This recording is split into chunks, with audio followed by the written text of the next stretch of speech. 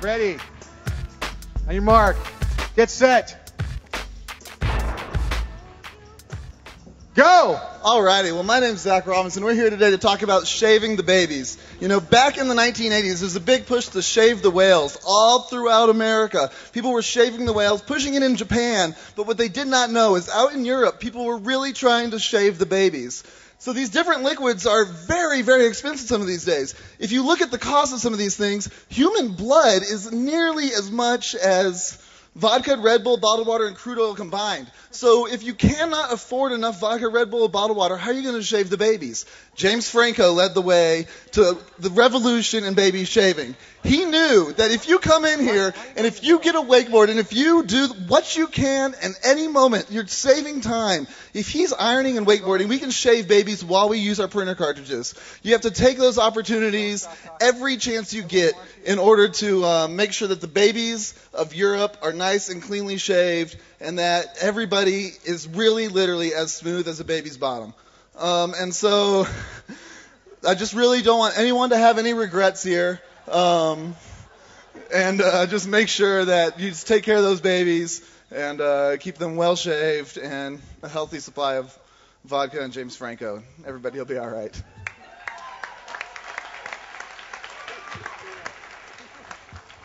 Hi, I'm Russell Carden. We are trying to figure out how to kill rats in the best way possible. Now, what we see here is a crime scene investigation. Rats have grown to an immense size. We do not know what's going on. Somebody fed them radioactive waste or something. But we have to communicate, people. Like, these rats are taking over the world. Have you seen rats give birth? They give birth to millions and millions of kids every day. And they're huge now. What is going on? We got to stick with our families and communicate. I think twins are the key here because they have excellent communication skills. They're able to look at each other and know exactly what the other person is thinking without saying a word. Another thing that we can do is play more video games. As you can see, we have some key characters. We can carry their children if we get rid of these rats. We got to play these video games and communicate like twins. And we have to have the focus of cattle. If you ever see, cattle eat, sleep, and play in their food and in their own poo. Why can't we have that kind of focus in bringing down these rats? We have an opportunity.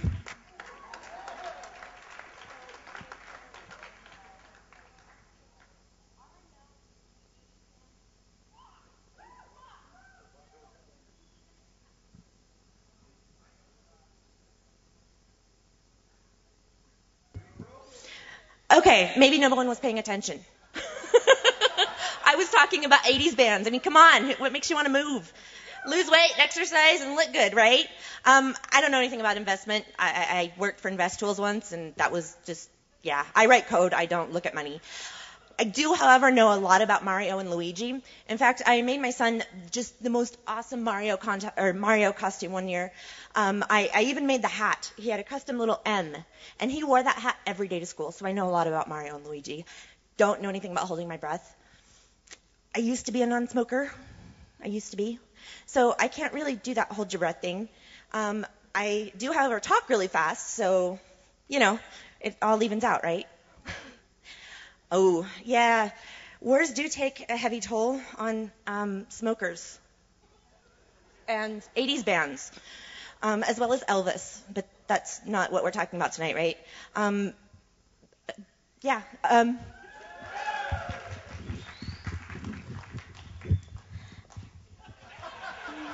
don't know what to do. I don't know. I don't want to. Spencer. Okay, tell them. Hello. My name is Spencer. What do you see there? I don't know. I don't know what that is either. Bob Candies. I think, oh, it's a 70s band. When were you born? 2000. Yeah, you don't know anything about the 70s, do you? That's okay. Do you know about Fail? You've never seen the Fail blog? Parents, you failed. They're laughing. It's a good thing. Do you know about squirrels and chipmunks? Which one is that? I saw night at a museum where a soldier was riding a squirrel. That was one of the things earlier, huh? The cardboard things. Chipmunk. Ooh. Do you know anything about the military? Yeah. What? I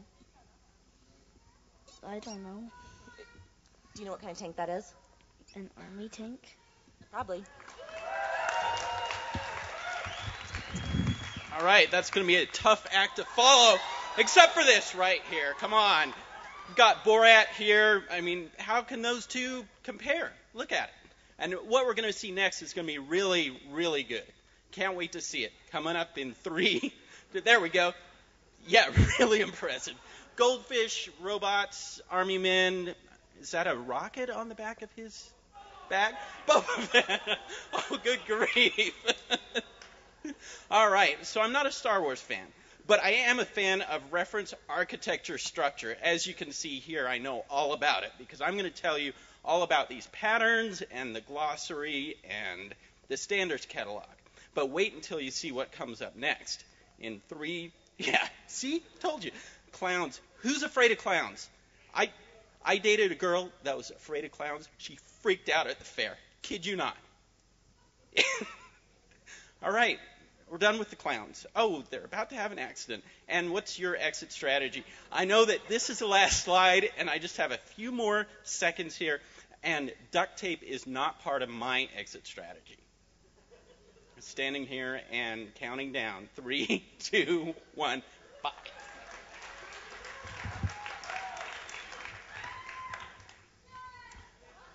Time travel. Is it possible? I'm here to tell you that it is possible. I'm from the future. My name is Napoleon, and if you want to try time travel, you need to go to your library. You need to check out books on time travel. Isaac Asimov has written many. These are not fiction books. These are true books. What's it called when it's not fiction? Non-fiction, that's right. Okay. Now, there are a lot of people trying to time travel, including animals. These guys look cute, but they're trying to go where you're trying to go. You need to take care of them, kick them, do whatever you can to get these guys out of the picture. Now, this guy is the master time traveler. All hail the master time traveler. When he plays that clarinet, he goes back to the Civil War. It's an amazing, amazing instrument. One time when I was time traveling, I ended up right here. I had no idea where I was, what time in the dimension I was, what dimension I was in, but I took that knife and I cut that bear's head off. Because that was a predatory bear.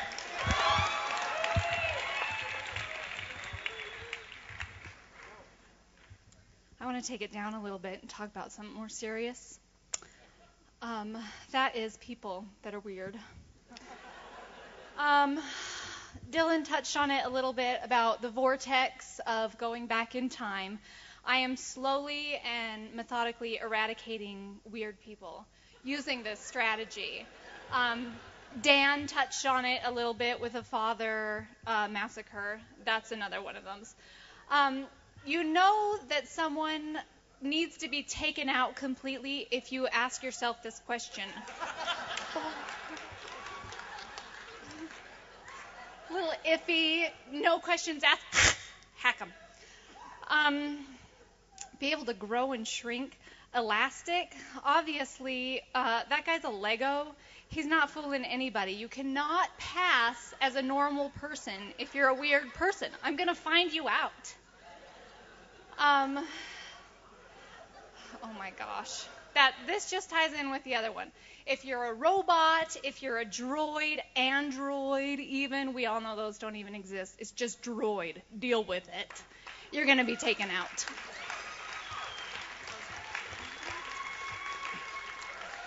Well, you could say the guy on the left, he definitely has an asset that he needs to maximize. Definitely the back needs more of it and the front less. Wow, and some people's faces are a logical fallacy. I wish my face was a logical fallacy. That way it would actually probably be a bit of an improvement. But,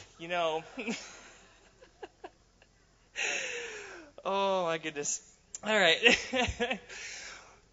Some people's faces are quite explosive and kind of like a volcano. And that's one way you can win an argument, is to compare their face to a volcano. And if you eat a tribble, I'm sure your face would explode as well. And so I would definitely suggest not eating tribbles. And wow, talk about faces exploding. Seriously, when I listen to country music, that is one thing that I wish would happen. It would stop the music, I'm sure. All right.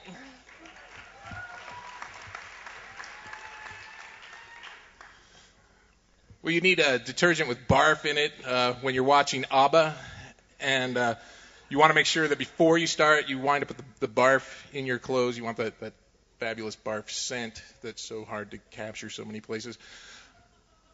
Come and explore the future with me. But we were talking, and who was from the future? And he was here, and he's gone, and I can't go with him, and I feel so bad. And what is going on with those balloons, though? It's just something wrong with that. Money. Now, the money, I think, some people say it's the root of all evil, but, I think, well, that much money, could it really be all bad?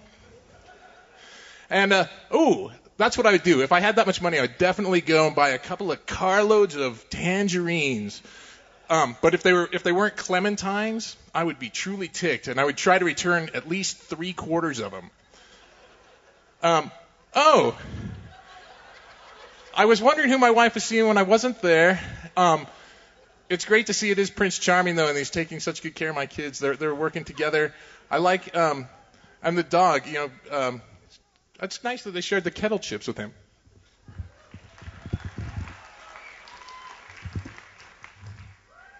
I want to talk to you about something that is very simple but pure, and that is this hairstyle. This is something that each one of us can achieve. It is something that if you're able to achieve, you will become very famous, sought after, and very much loved by everybody.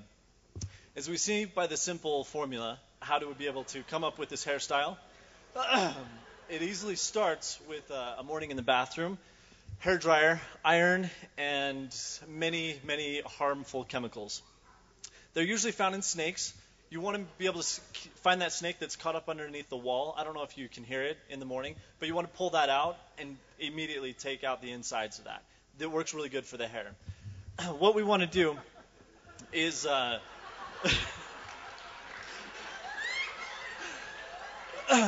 there's times and different ways of styling your hair. Times when I'm wearing pants, and these times I'm truly happy about who I am. I have found myself in this situation. As we can see, all these men have been able to achieve this position in life, and they have figured out the formula. I encourage each one of you to seek after the same thing that these people have found, and from that, we'll be able to achieve better hair.